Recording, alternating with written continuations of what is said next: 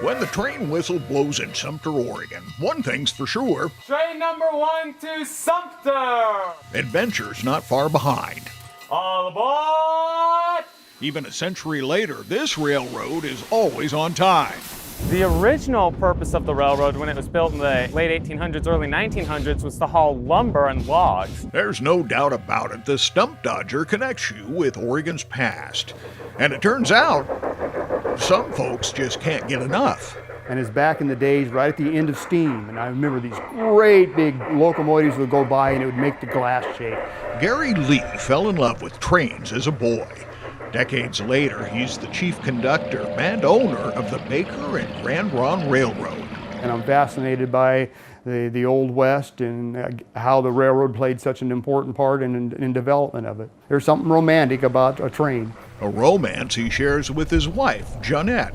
Over the past 15 years, the two have transformed their Corbett, Oregon backyard into a narrow-gauge railroad that chugs across a make-believe eastern Oregon.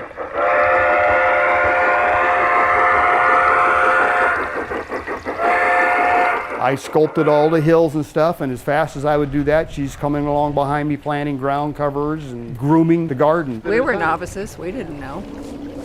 Mostly what we use in here are plants that are pretty forgivable. It's all ground cover, herbs, just anything. And nothing that's over 6 inches tall. It all has to be to scale.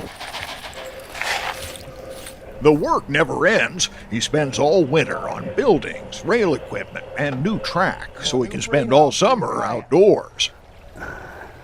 Just like that. So, you guys got a new freight house. As many as 7 trains can run on the 900-foot-long hand-built, hand-laid track.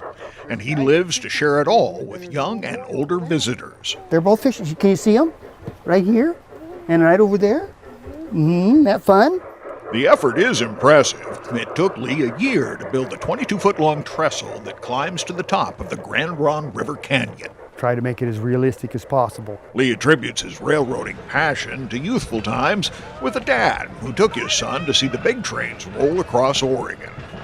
Now, those days fuel enough memories to last a lifetime on a railroad where imagination travels. It was the most advanced technology available. There were no roads, and the only way you could get around was by rail, and that fascinates me. Near Corbett, with photographer Jeff Kastner, It's my inspiration. Grant McOmie, KGW.